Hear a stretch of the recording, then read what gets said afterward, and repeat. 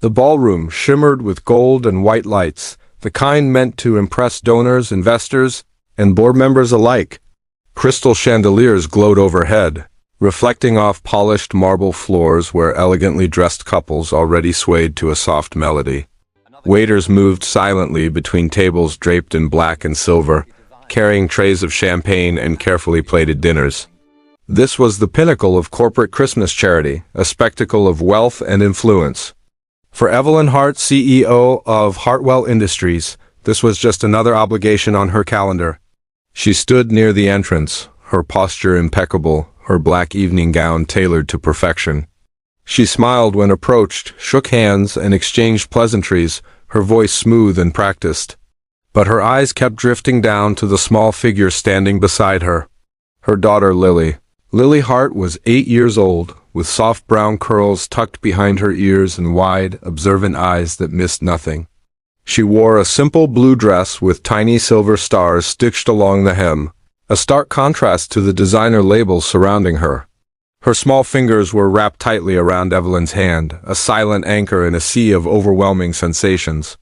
Lily was deaf. The beautiful music drifting through the ballroom meant nothing to her. The polite laughter, the speeches warming up at the podium, none of it reached her world. Crowds made her nervous.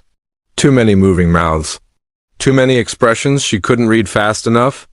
Every time a new person approached them, Lily would shrink a little closer to her mother's side. Evelyn felt the familiar pang of guilt twist in her chest. She hadn't planned to bring Lily tonight. Normally, a sitter, meticulously vetted and highly paid, would be at home with her. But the sitter had canceled last minute due to a family emergency, and Lily had begged to come. Just once, Lily had signed at home, her small hands moving with a careful, hopeful grace. "I want to see your world, Evelyn's world. A world of power, of deals made over handshakes and whispered conversations. A world that felt a million miles away from Lily's quiet one." And so, Evelyn had relented, justifying it as a teaching moment, a glimpse into what her mother did. But now, seeing the fear in her daughter's eyes, she regretted it. "Are you okay, sweetie?" Evelyn leaned down, her lips carefully forming the words so Lily could read them. Lily just nodded, her grip tightening. She didn't look up. Her gaze was fixed on the polished floor, watching the distorted reflections of the people swirling around them.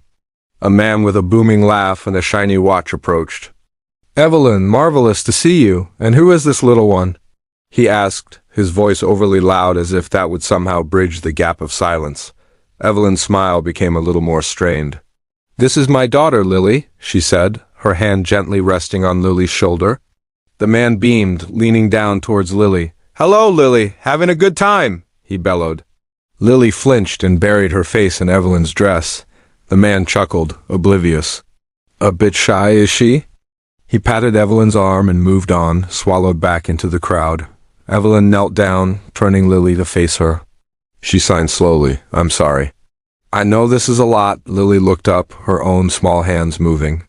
"They talk so fast." "I know," Evelyn signed back, her heart aching. "We don't have to stay long.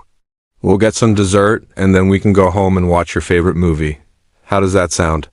Lily's expression brightened slightly. "With hot chocolate?" She signed. "With extra marshmallows," Evelyn promised, a genuine smile finally reaching her eyes. She stood up, taking Lily's hand, and began to navigate the room towards the dessert table, a haven of chocolate fountains and miniature cakes. As they walked, Evelyn pointed out small details she thought Lily might enjoy: the ice sculpture of a swan, the mountain of glittering ornaments on the giant Christmas tree. She tried to translate the spectacle into something that made sense for her daughter. Suddenly, a hush fell over the room. The music stopped. All eyes turned to the stage, where the chairman of the board was tapping a microphone. The speeches were beginning. Evelyn sighed internally. This was the part she couldn't skip. She found an empty table near the back, settling Lily into a chair. "I have to listen for a few minutes," she explained, signing quickly. "Stay right here, okay? I'll be right beside you." Lily nodded, pulling a small, worn-out sketchbook and a pencil from a tiny pocket in her dress. It was her comfort object, the one thing Evelyn had insisted she bring. As the chairman droned on about fundraising goals and corporate responsibility, Evelyn kept one hand on Lily's chair, a physical connection to her daughter. Lily, for her part, seemed content, her head bent over her sketchbook, pencil flying across the page. The world of speeches and applause faded away for her, replaced by a world of her own creation. Evelyn watched her, a wave of love so fierce it almost knocked the air from her lungs. She saw Lily not as a liability at a corporate event, but as a beacon of resilience. In this room filled with people desperate to be seen and heard, her daughter had found a way to be perfectly happy in her own silent world. After a few minutes that felt like an eternity, the applause started. It was a strange sensation for Lily, not a sound, but a vibration that traveled through the floor and up the legs of her chair. She looked up, startled, her eyes wide.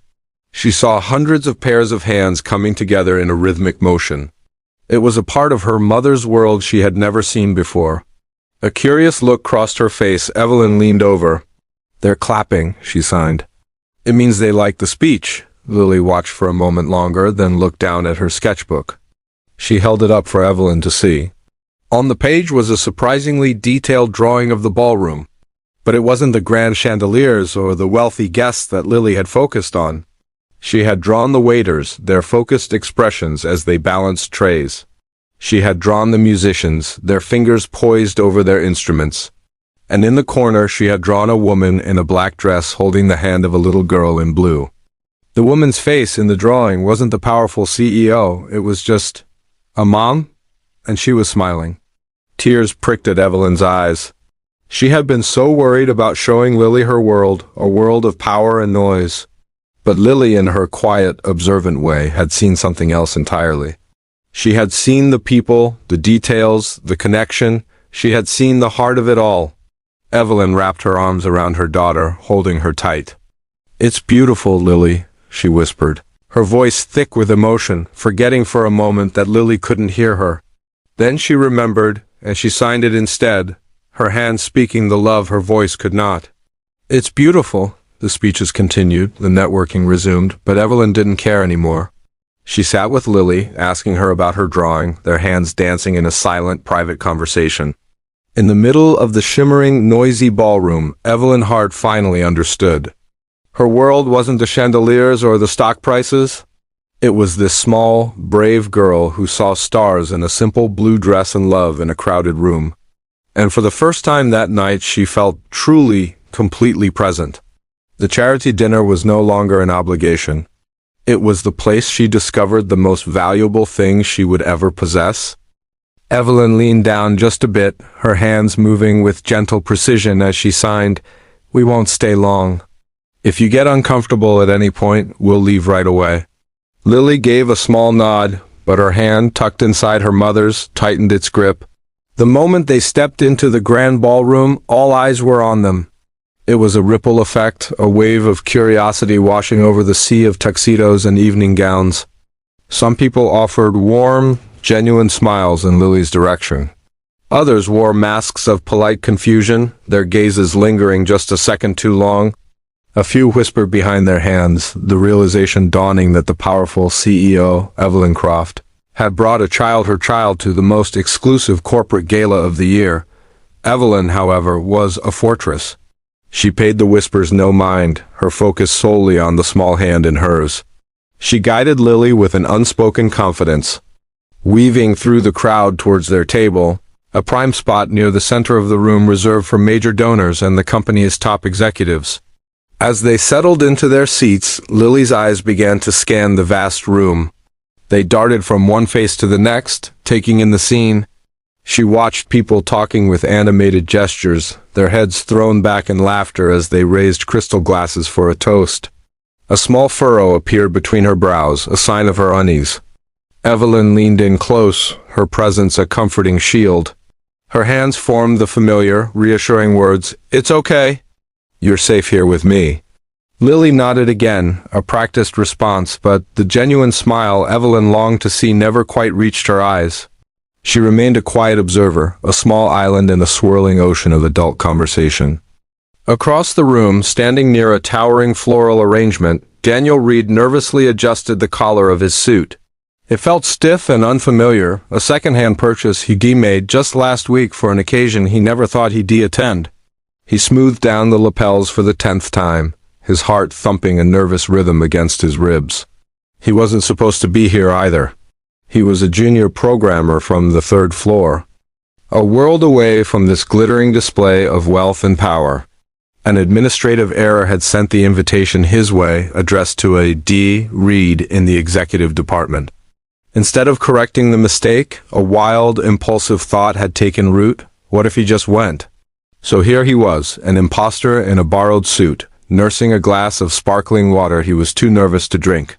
He felt like a ghost, completely invisible to the powerful figures schmoozing around him. His eyes drifted across the room, and that's when he saw her. Not the CEO, but the little girl sitting beside her. He saw the way she watched everyone, her expression a mixture of awe and apprehension. He saw her small hands moving, speaking a language he didn't understand but could feel the emotion behind. And he saw the CEO lean in, her own hands answering with a tenderness that seemed to create a bubble of silence around them, separating them from the rest of the clamoring room. In that moment, Daniel felt a strange connection to the child. He, too, felt like an outsider looking in, overwhelmed by the noise and the spectacle. He watched as a waiter approached their table, offering a tray of elaborate hors d'oeuvres. Evelyn politely declined for them both, but Lily's eyes followed a brightly colored fruit tart as the tray moved away. It was a fleeting glance, but Daniel caught it. He saw the flicker of childish desire, quickly masked by her quiet composure. A thought, even more impulsive than the one that brought him here, sparked in his mind. He wasn't a CEO or a major donor. He was just a guy who knew how to code and happened to be in the right place at the wrong time. But maybe, just maybe, he could do one small thing to make that little girl's night a bit brighter. He took a deep breath, setting his glass down on a nearby table. His mission was simple: get the girl a fruit tart. He began to navigate the crowd, a much more awkward journey than Evelyn's had been. He mumbled, "Excuse me, and pardon me," bumping into an elbow here and stepping on a designer heel there. He felt a dozen pairs of eyes on him, sizing him up, dismissing him. Finally, he spotted the waiter near the kitchens. "Excuse me," Daniel said, his voice coming out a little weaker than he'd intended. "Could I possibly get one of those small fruit tarts? It's for someone." The waiter, busy and stressed, gave him a curt nod and handed one over without a second glance. Now came the hard part, approaching the CEO's table. It felt like walking towards a dragon's lair. His palms were sweating. What was he even going to say? "Hi, I'm a fraud who crashed your party, and I brought your daughter a dessert." He took another steadying breath. As he got closer, he saw Evelyn was momentarily distracted, speaking with a portly man who had approached their table. This was his chance. He walked up to the table, his heart pounding in his ears. He didn't look at Evelyn. He looked directly at Lily. He knelt down slightly, so he was closer to her eye level, and held out the small plate with the tart. He didn't know sign language, so he just smiled, a genuine, slightly goofy smile. "I saw you looking at these," he said softly. "I thought you might want one." Lily's eyes widened. She looked from the tart to Daniel's friendly face, and then to her mother. Evelyn had noticed him now. Her conversation ended abruptly, and a protective, questioning look crossed her face. "Who are you?" she asked, her tone sharp and icy, the CEO voice fully activated. Daniel felt a jolt of panic. He hadn't thought this far ahead. He stood up straight, feeling his face flush with color. Before he could stammer out an apology, Lily did something unexpected. She reached out a small hand and gently tapped the plate. Then she looked up at her mother, and for the first time that evening, a real, brilliant smile lit up her face. It transformed her. She then looked back at Daniel and signed something. Evelyn's icy expression melted instantly, replaced by sheer astonishment. She looked from her smiling daughter to the nervous young man in the ill-fitting suit. A slow smile spread across Evelyn's own face. She turned to Daniel, her voice now soft and laced with wonder. "She says thank you," Evelyn translated. "And she says you have kind eyes." Daniel felt the tension drain out of him, replaced by a warmth that had nothing to do with the stuffy ballroom. He just smiled back at Lily. "You're very welcome," he said. Evelyn gestured to the empty chair next to her. "Please," she said, her voice an invitation, not a command. "Join us, Mr. Reed," Daniel supplied, his voice barely a whisper as he sat down, feeling as if he'd just stepped into an entirely different reality. Daniel Reed. He had come to the gala hoping for a glimpse into another world. He never imagined he'd be invited to sit at its center. All because of a simple act of kindness and a single fruit tart. And as he sat there watching Lily happily eat her dessert, he realized that sometimes the most powerful connections aren't made with words at all. Daniel, a maintenance supervisor at one of Hartwell Industries' smaller plants, straightened the collar on his borrowed shirt. He felt a bit like a fish out of water. This Christmas gala wasn't his usual scene. He'd been invited as part of a new employee recognition initiative, an unexpected honor that came with a +1 he couldn't use. His 6-year-old son, Noah, was safe at home with a neighbor, probably building a fortress out of pillows. Daniel rarely went to events like this. The world of tailored suits, confident handshakes, and hushed conversations about markets and mergers felt a million miles away from his life of grease guns and repair schedules. But he'd come. He'd put on the uncomfortable shoes and driven across town because Christmas mattered. And more than that, gratitude mattered. It was a value he was trying to instill in Noah, and he had to live it himself. The invitation had been a genuine surprise, a sign that his hard work, often done in the quiet hum of the factory after everyone else had gone home, hadn't gone unnoticed. So here he was, standing awkwardly at the entrance of a grand ballroom, the scent of pine and expensive perfume thick in the air. He scanned the room nervously, a sea of unfamiliar faces laughing and chatting. Every table seemed full, every conversation already in progress. He felt a familiar pang of social anxiety, the urge to retreat back to his car and the comfortable quiet of his own world. Just as he was about to give in, his eyes landed on a splash of blue at the center table, the one clearly reserved for the most important guests. It was a little girl, no older than Noah, sitting ramrod straight in a beautiful, frilly dress. She was a picture of holiday perfection, except for one thing. Something about her expression stopped him cold. It wasn't the shyness of a child in a room full of adults. It was something deeper. She looked completely and utterly overwhelmed, lost. Her gaze darted around the room, not with curiosity, but with a kind of desperate search for an anchor in the storm of noise and movement. Daniel felt a strange pull, a sense of familiarity he couldn't quite place. He watched as a server approached her, leaning in to ask a question. The girl didn't respond. She just stared, her brow furrowed in concentration. Then Daniel noticed her hands. She held them tightly in her lap, fingers intertwined, almost as if she were holding back something she desperately wanted to say. He watched her eyes, and that's when it clicked. She wasn't just looking at people. She was tracking their mouths, her gaze fixed on the shape and movement of their lips.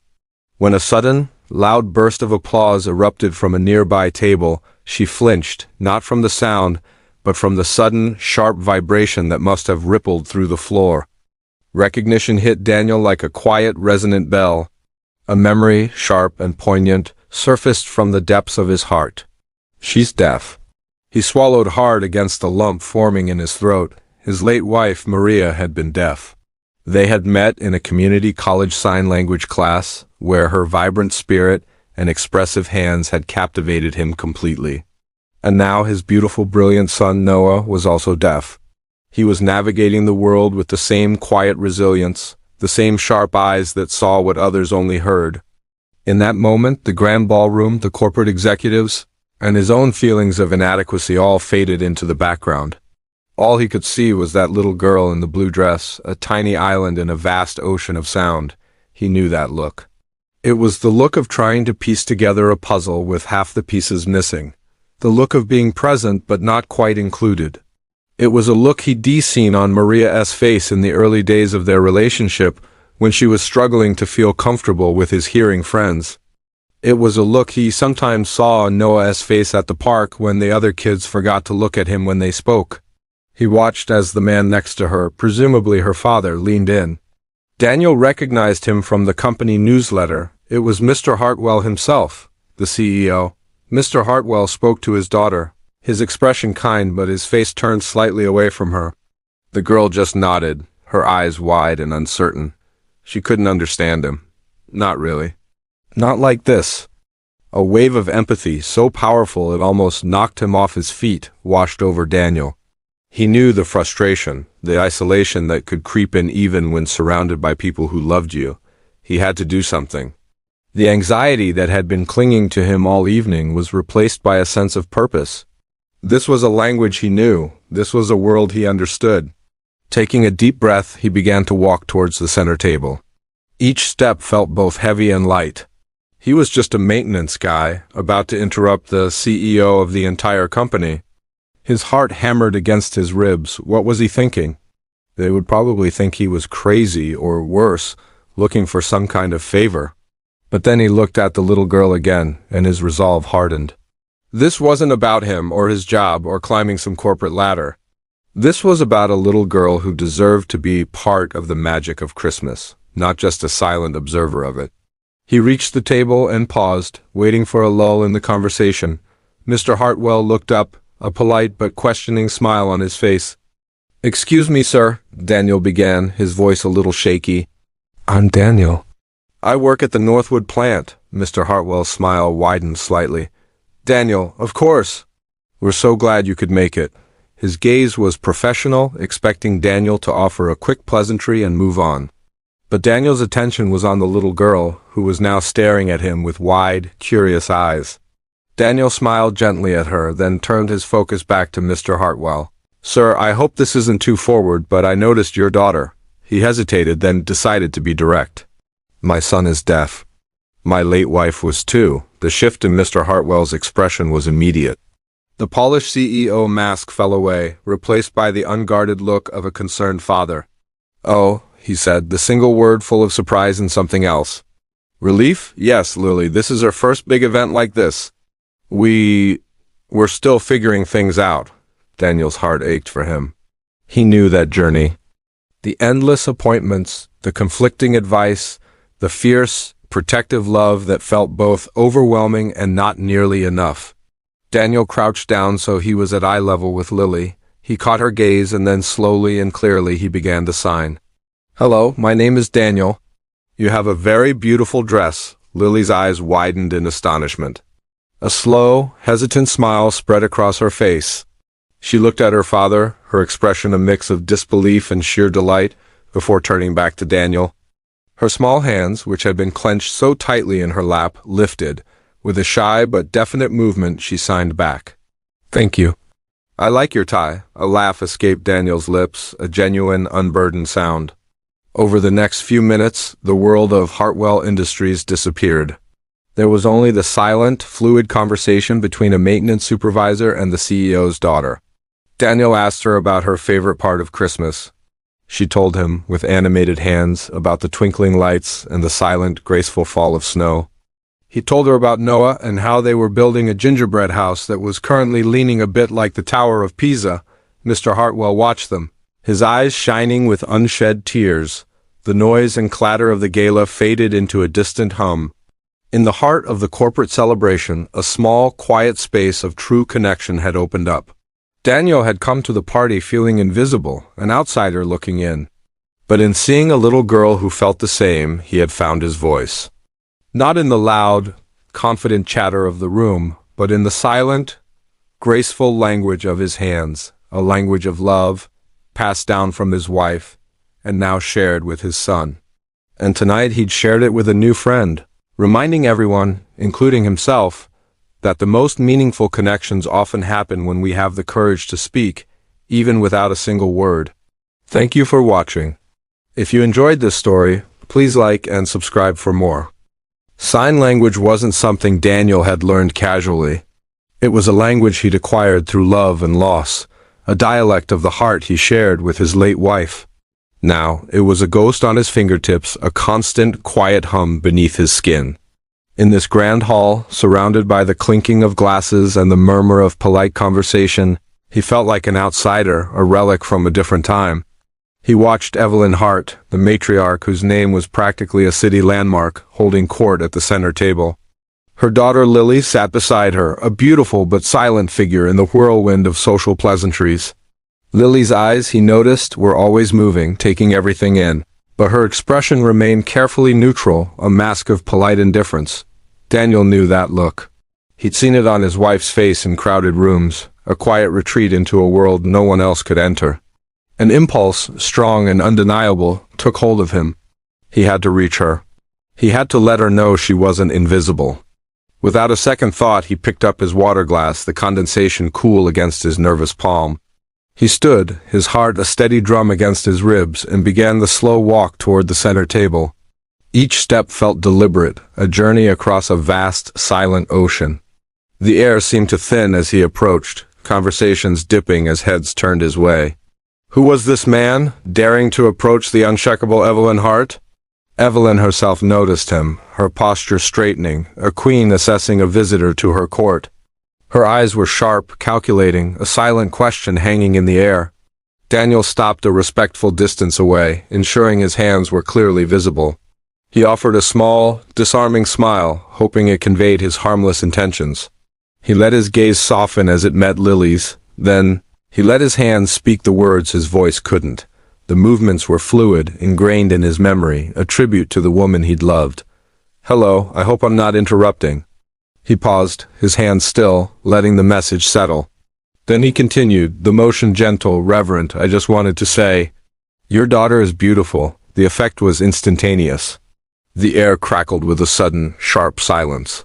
Lily, who had been a statue of practiced composure, froze. Her wide, expressive eyes, which had been darting around the room, locked onto his. Her mask of indifference shattered, replaced by pure, unadulterated shock. Her mouth fell open slightly. Her gaze flew from Daniel to her mother, who was now staring, utterly bewildered, and then back to Daniel again. A whirlwind of emotions played across her face, disbelief, confusion, and then a dawning, radiant light. Slowly, cautiously, as if testing a fragile new reality, she smiled. It wasn't the polite, practiced smile she'd worn all evening. This was different. This was real. It was a smile of pure, unbridled joy, a sudden burst of sunshine in a silent, lonely world. In that moment, in that shared, silent language, a connection was forged, a bridge built between two strangers in a crowded room. Evelyn Hart, a woman rarely caught off guard, was speechless. She looked at her daughter's beaming face, a sight she hadn't seen in so long, and then at the stranger who had caused it. Who was this man? His suit was well-tailored but not ostentatious. He carried himself with a quiet confidence that wasn't born of wealth or status, but something deeper. He had pierced the fortress she had so carefully built around her daughter, not with force, but with understanding.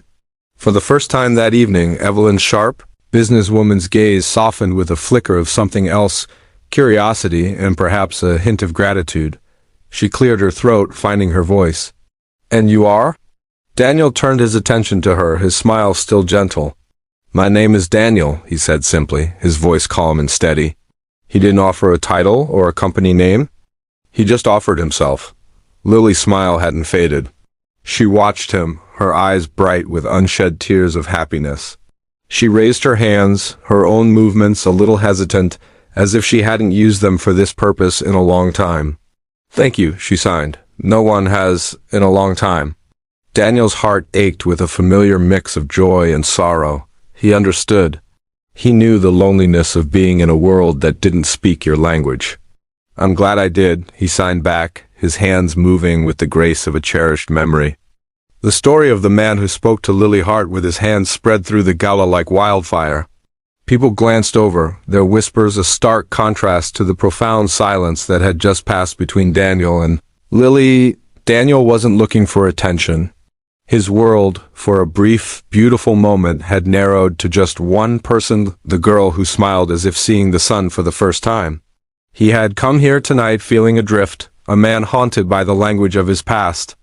But by sharing that language, by reaching out across the silence, he had found an unexpected anchor. He had reminded a young woman that she was seen, and in doing so, he had started to find his own way back from the quiet grief that had shadowed his life.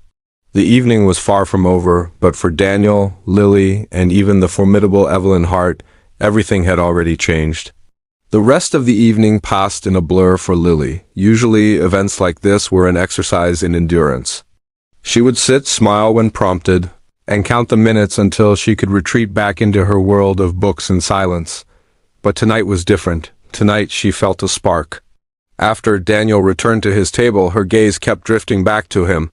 He wasn't trying to network or impress anyone. He mostly kept to himself, observing the room with a thoughtful expression. He caught her looking a few times and offered a small, reassuring nod, a silent acknowledgement of their shared secret. Evelyn, for her part, was uncharacteristically quiet. She watched her daughter, then she watched Daniel. The gears were turning in her powerful mind, reevaluating everything she thought she knew about protecting her child. Maybe walls weren't the answer. Maybe what Lily needed was a bridge. As the event wound down, Evelyn made a decision. She excused herself from her companions and walked over to Daniel's table, a move that drew even more curious stares. Daniel stood as she approached. "Mr. Daniel," she began, her tone formal but lacking its earlier iciness. "I don't know how you knew about Lily." Daniel met her gaze directly. "I didn't know anything about her," he said honestly. But I recognized the look in her eyes. It was a look I knew very well. He didn't need to say more. The quiet grief in his own eyes told its own story. Evelyn nodded slowly, a silent understanding passing between them. "My daughter," she said, her voice softer than anyone had heard it all night, "hasn't smiled like that since her father passed away. He was the only other person who—" She trailed off, unable to finish. "Who spoke her language?" Daniel finished for her, his voice gentle. Evelyn met his gaze, and in that moment she wasn't a corporate titan. She was just a mother, vulnerable and grateful. "Yes," she whispered. "Thank you." From across the room, Lily watched them. She couldn't hear their words, but she could see the shift in her mother's posture, the sincerity in Daniel's expression. For the first time in a very long time, she felt a flicker of hope. Maybe her world didn't have to be so small and silent after all.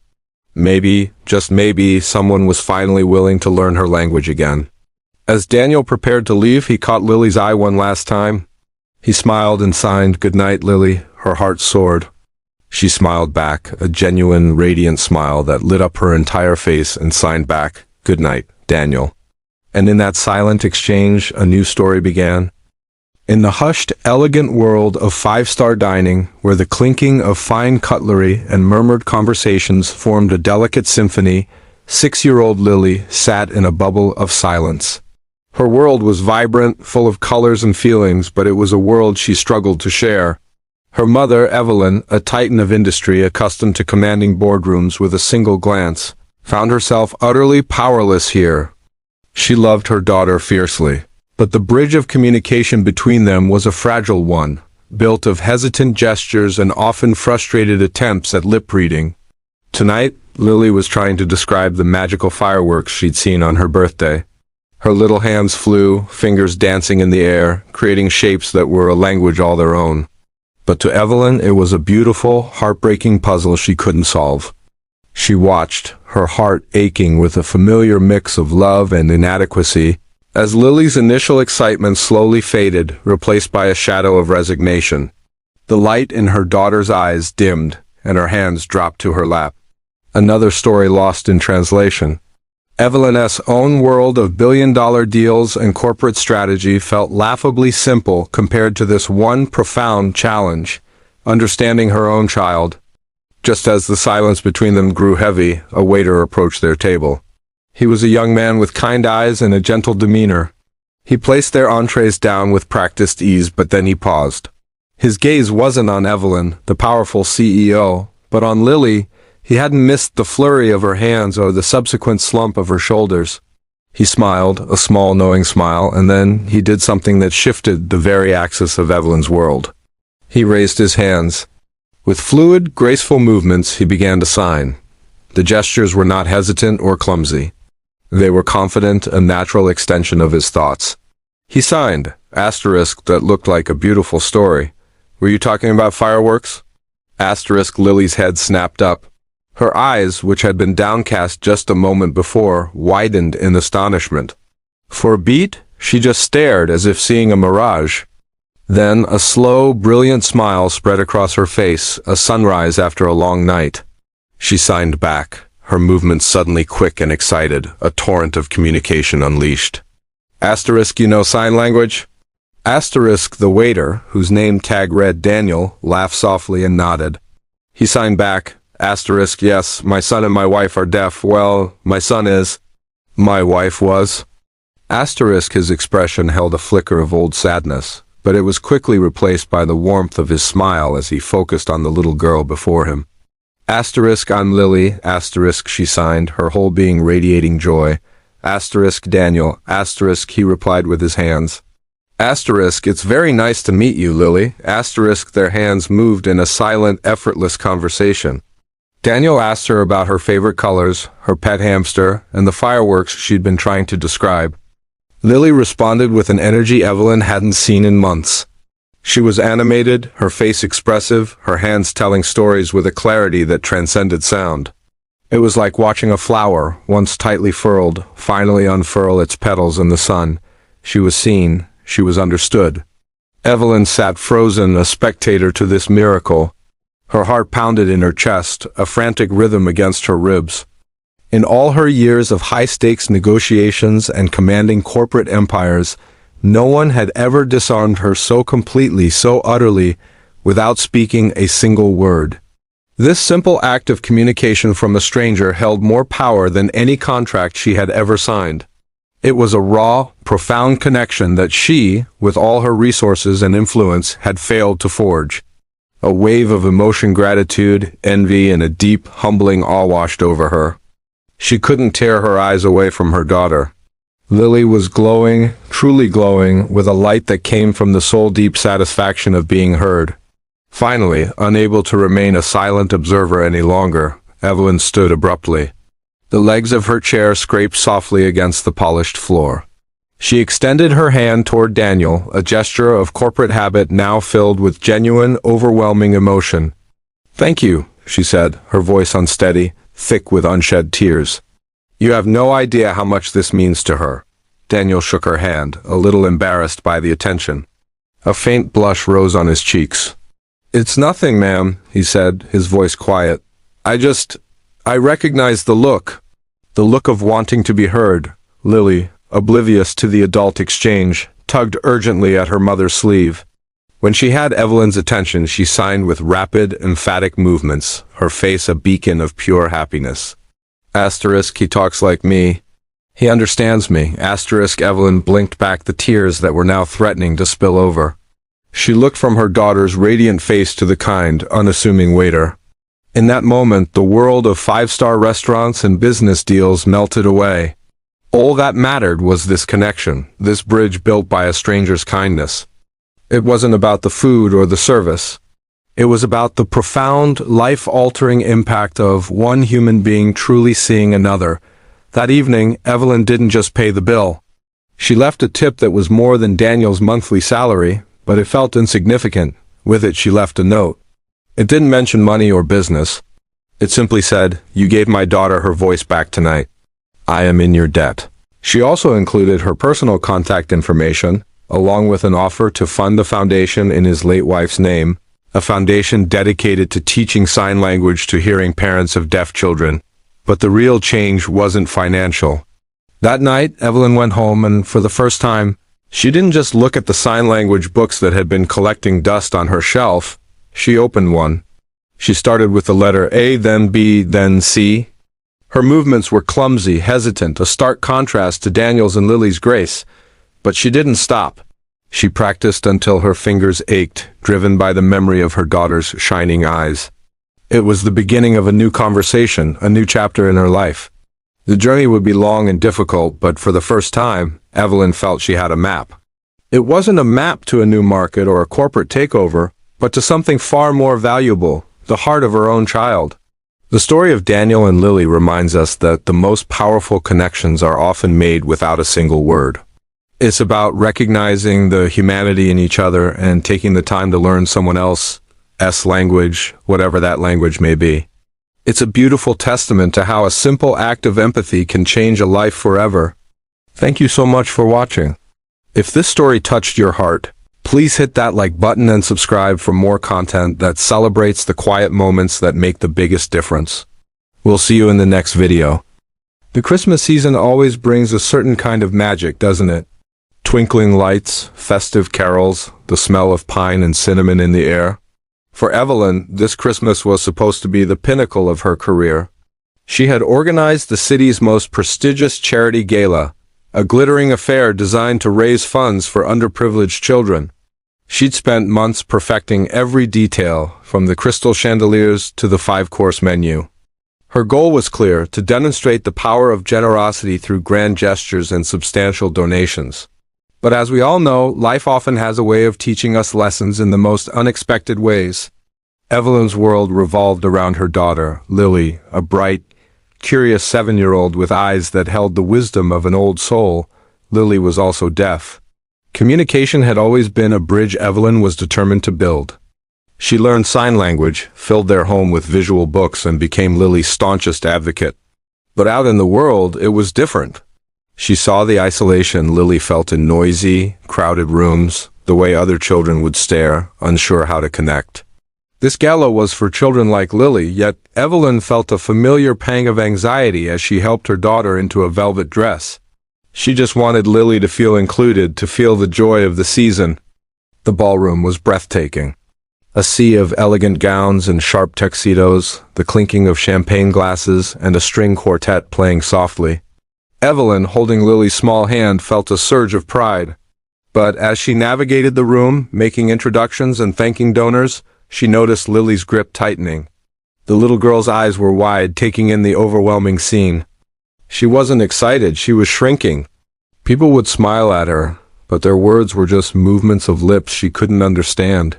She retreated into the quiet world inside her own head, her shoulders slumping. Evelyn's heart ached. In a room full of people celebrating generosity, her own daughter felt utterly alone. Feeling a wave of guilt, Evelyn led Lily to a quieter corner near a large, beautifully decorated Christmas tree. "Are you okay, sweetie?" She signed, her movements a little frantic. Lily just nodded, her gaze fixed on the floor. Evelyn felt like she had failed. What was the point of all this if the person she loved most felt excluded? Just then, a man approached them. He wasn't one of the high-profile donors. He was a waiter, his uniform simple, his expression kind. "Is everything all right?" he asked Evelyn, his voice gentle. Evelyn managed a weak smile. "She's just a little overwhelmed." The man's eyes then moved to Lily. He knelt down so he was at her eye level, and a warm smile spread across his face. Then something incredible happened. He didn't speak. Instead, he raised his hands. Slowly, deliberately, he signed. "Hello, my name is Daniel. That's a beautiful dress." Lily's head snapped up. Her eyes, which had been so downcast, widened in astonishment. She hesitated for just a moment, then her small hands flew up in response. "My name is Lily. Thank you." Evelyn watched, completely stunned. Here, in the middle of her grand event, a complete stranger was speaking her daughter's language, the one language that made her feel seen. Daniel's signing was fluent and expressive. He told Lily his own son was deaf and that he loved Christmas lights more than anything. He asked Lily what her favorite part of Christmas was. Lily, who had been silent and withdrawn just moments before, began to sign with animation, her fingers dancing as she told him about her love for building snowmen. For the rest of the dinner, Lily didn't withdraw into herself once. She and Daniel sat together at a small table, a little world of their own. Daniel signed stories to her about his son, about how Christmas mornings were always chaotic in their small apartment, about how he burned the turkey every single year, but everyone pretended it tasted amazing just to be nice. Lily laughed, a silent, beautiful laugh that made her shoulders shake. She clapped her hands together in excitement, her face glowing with a joy Evelyn hadn't seen all night. Evelyn watched it all with a sense of wonder and profound humility. She had orchestrated an evening of million-dollar donations, yet the most valuable gift in the room was being given freely, through shared language and simple human connection. Later that evening, it was time for Evelyn's keynote speech.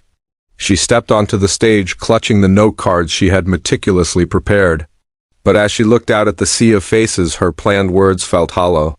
Her gaze drifted to the corner where Daniel was showing Lily how to sign reindeer their heads bent together in concentration. Taking a deep breath, she set her notes aside. "Good evening," she began, her voice clear and strong. "Tonight was meant to be about generosity. About giving during the holidays." She paused, letting the words hang in the air. "I plan to talk about fundraising goals and the importance of financial contributions, and those things are important. They change lives. But," she continued, her voice softening, "I was reminded of something crucial this evening.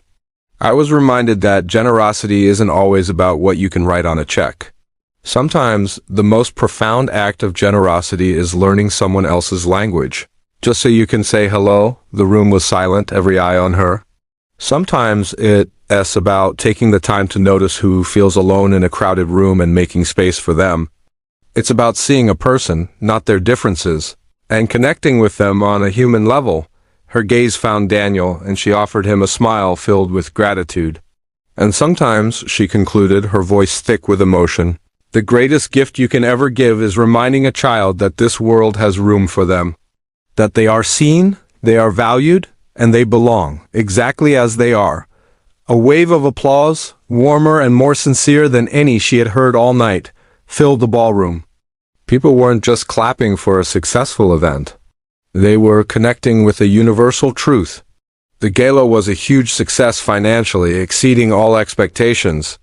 But for Evelyn, its true success was measured in a single, silent conversation between a waiter and a little girl. On Christmas morning, the sun streamed into their living room, illuminating dust motes dancing in the air. Lily was curled up on the sofa, hugging a new book Evelyn had given her. She looked up at her mother, a thoughtful expression on her face. Then she signed, her movements careful and deliberate. "Mom, can Daniel come for dinner sometime?" Evelyn felt tears welling up in her eyes, tears of pure, unadulterated joy. She knelt beside her daughter and wrapped her in a hug. "Yes," she whispered, her voice catching, "yes, my love. I think that would be wonderful." In that moment, Evelyn understood. The true spirit of Christmas wasn't in the grand gestures, but in the small, quiet moments of connection that make our world feel a little less lonely. It was a lesson she would carry with her, a gift more precious than any amount of money. Thank you so much for watching and sharing this story with me today. If it touched your heart, please consider liking the video and subscribing to the channel for more content that celebrates the beautiful, simple moments that connect us all. What does generosity mean to you? Share your thoughts in the comments below. I'd love to hear from you. Until next time, take care.